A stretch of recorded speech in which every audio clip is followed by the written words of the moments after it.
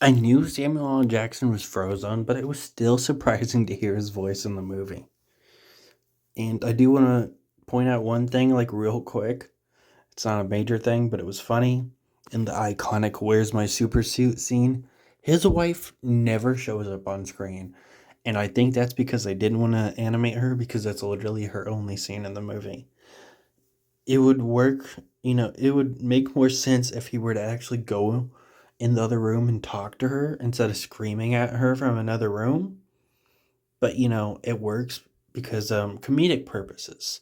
So it's fine. But it's still weird. So this movie is kind of like Civil War.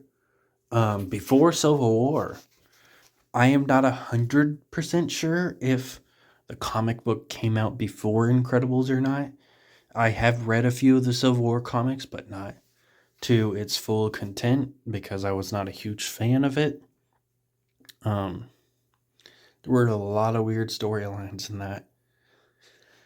Um, so Syndrome is fucking dumb. I think the character is like pretty entertaining. I like the actor that plays him. Um, but he's fucking dumb. His whole motivation is really stupid. If it was one thing, if his mentor simply shooed him away and told him to fly home, buddy boy, like that's what he pretends is the reason. Like that's the whole reason he hates Mr. Incredible. But there's two reasons why Mr. Incredible doesn't want to work with him. The first time he tells him it's because he works alone. Um, which obviously doesn't become true later because he ends up getting with Elastigirl. Um, but that's like way later.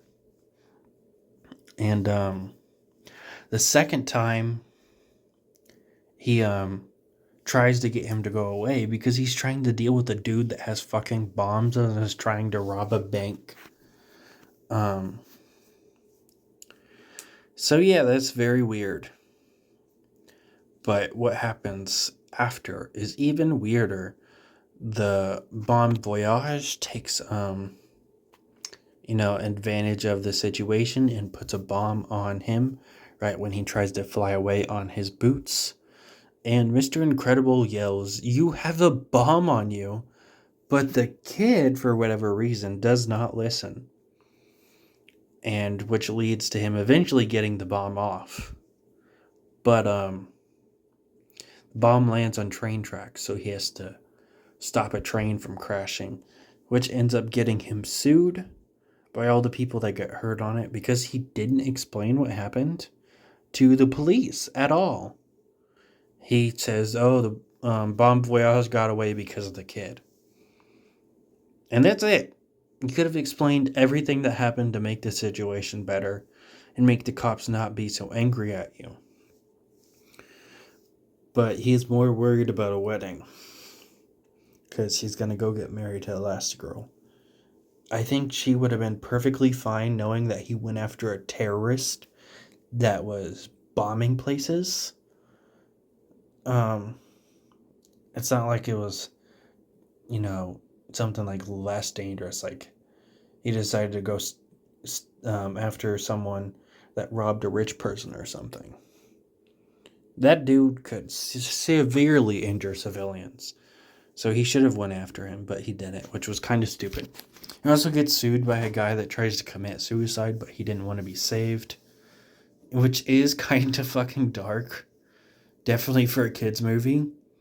He even has like a line about how the only reason he's living is because of him and he wanted to die. It's crazy. Syndrome decides he needs to start killing superheroes so he can be like the only superhero left. But he doesn't fucking kill Elastigirl. It would be one thing if he was saving her for later because he knows that Bob is married to her. Um, like, oh, he wants to torture him. Make sure he knows he was the one that did it. He wants him to see him kill Elastigirl. But in a later scene, he says, "You married Elastigirl?" He did not know that in 15 years. Crazy. So he didn't try to kill Elastigirl? He was trying to kill Frozone. He changed his mind after he found Bob. But he didn't try to kill Elastigirl, who was a famous superhero, and he was trying to kill all of the superheroes? That makes total sense, right? They don't give an explanation why people are superheroes in this universe, which I'm fine with. But it is weird that they didn't have at least some explanation. There isn't honestly that much to this movie. It's just a pretty good kids movie. The kids are starting to learn their powers and shit. I used to have a McDonald's toy of Elastigirl, and that was it. And you could stretch her, but the fucking rubber eventually broke. So she broke in half, so I threw her away. And I just randomly remembered that I had that figure only after watching this movie. Even though this has been on my list for months. And now I really want that figure back. Because that would be cool. I would just like to have all of my childhood toys, but I don't. Syndrome ends up fucking dying. The fact that they foreshadowed that capes always fail. He basically even foreshadowed his own death, because they show that one of the people that died by their own capes died because her cape got stuck in a plane, and then that's how he ends up dying. This movie did get a little short after to explain how Syndrome got a hold of their baby, but he didn't even know they had a baby. He didn't even know that Bob was married. He knew that he had 2 kids simply because of the fact that the kids were with him and dressed similarly. But somehow he found their house, found their baby, and kidnapped the baby for whatever reason. Very weird. And then the baby fucking kills him. The baby has superpowers now.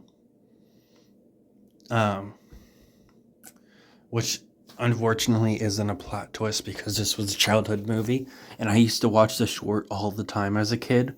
But there's this babysitter that finds out Jack has powers, and then the CIA wipes her memory or whatever, and we get a little short of all the powers he uses and how he messes with her. And an adult joke when Syndrome shows up and he says he's the babysitter. That's why the S is on his chest. And she was like, well, why isn't there a B? And then he was like, well, because, it'd be BS, like bullshit. It was a pretty funny thing. I love that thing. And I still love that thing. It's a very funny short. And I'm very sad that it got cut from the movie. But I still don't know how he knew they had a kid. He knew about the other 2 kids, not Jack. And then it got a sequel 10 something fucking years later that I have not seen, but I am going to see soon.